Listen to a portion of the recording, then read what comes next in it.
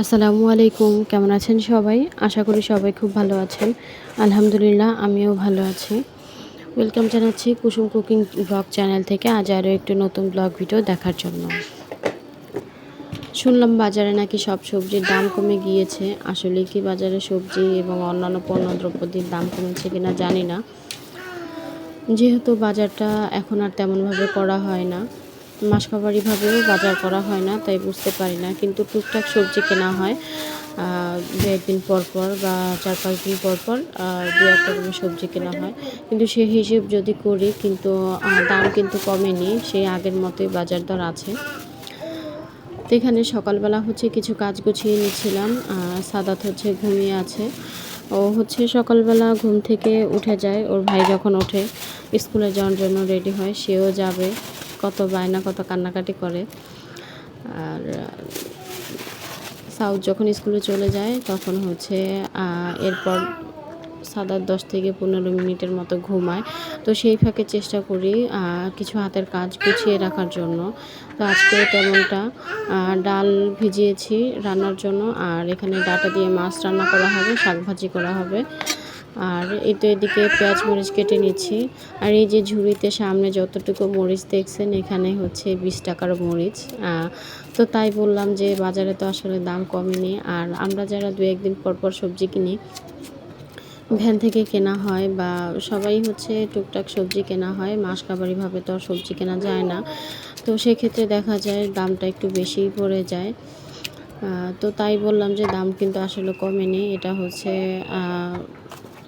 যারা পাইকারিভাবে বিক্রি করে তাদের জন্য হয়তো কমতে পারে, কিন্তু খুচরা যারা আমরা কিনে নিয়ে আসি এইভাবে কিন্তু দাম কমে না। তো যাই হোক, এখানে সাদাত এখনও ঘুমে। তো সেই ফাঁকে সব কিছু গুছিয়ে নিয়ে চেষ্টা করি যে বাকি যতটুকু কাজ গোছানো যায় আর কি। তো এখানে পরোটা তৈরি করব, তার জন্য আমি ময়দা মাখিয়ে নিয়েছিলাম। এখানে আমি লবণ আর সামান্য একটু চিনি আর তেল দিয়ে শুকনোভাবে আর কি আগে ময়ান করে নিচ্ছি। এরপর হালকা কুসুম গরম পানি দিয়ে আমি ডোটা মাখিয়ে নিব। আর কয়েক মিনিটের জন্য একটু রেস্টে রেখে দেব। এতে করে পরোটার ডোটা যতটুকু রেস্টে রাখা যায়, যত মাখানো হয় ততই কিন্তু পরোটাটা সফট হয় আর খুব খেতেও মজা লাগে। আর এখন বাবুকে নিয়ে তেমনভাবে ভিডিও করা হয় না, করা যায় না। আবার দেখা যায় যতটুকু সময় পাই ভিডিও করতে গেলে কিন্তু অনেকটা সময় লাগে, তার জন্য ভিডিও করা হয় না। এখনও যখন ভয়েস দিছিলাম তখনও কিন্তু সাদাত জেগেই ছিল আমার পাশে, হয়তো আপনারা ওর কথা শুনতে পাচ্ছেন। তো এখন সে একা একা হাঁটতে শিখে যাচ্ছে ধীরে ধীরে, মাশাআল্লাহ।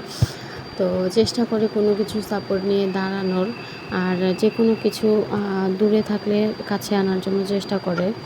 তো এর জন্য তাকে একা রেখে আসলে কোনো কাজ করা যায় না। বেশিরভাগ সময়টা তাকে কোলে নিয়েই কাজ করতে হয়। তো আলাদা যে খেলতে দিব বা বসিয়ে রাখবো তার আসলে সুযোগ সে দেয় না।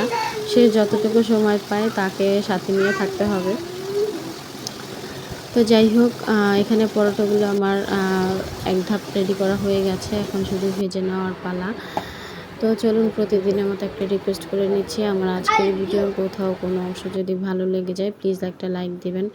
আজকে প্রথমবার যারা আমার চ্যানেলটি ভিজিট করছেন বা এই ভিডিওটি দেখছেন, একটু হলেও যদি ভালো লাগে একটা লাইক দিয়ে যাবেন। আর নতুন ভিডিও পেতে হলে আমার চ্যানেলটা সাবস্ক্রাইব করে পাশে থাকা বেল আইকনের অল অপশনটা সিলেক্ট করে রাখবেন। এতে করে নতুন ভিডিও দেওয়ার সাথে সাথে আপনি নোটিফিকেশন পেয়ে যাবেন।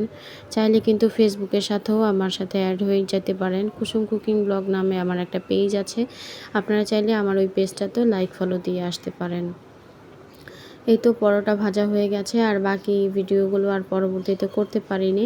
তো ইনশাআল্লাহ নতুন ভিডিও নিয়ে আবারও আপনাদের সাথে দেখা হবে। তো এখানে পরোটার বাকি যে ডোগুলো ছিল সেগুলো আমি রেখে দিব বিকেলে নাস্তার জন্য অথবা সকালে নাস্তার জন্য। তো রেখে দিতে দিতে বিদায় নিয়ে নিচ্ছি। আল্লাহ হাফেজ, আসসালামু আলাইকুম।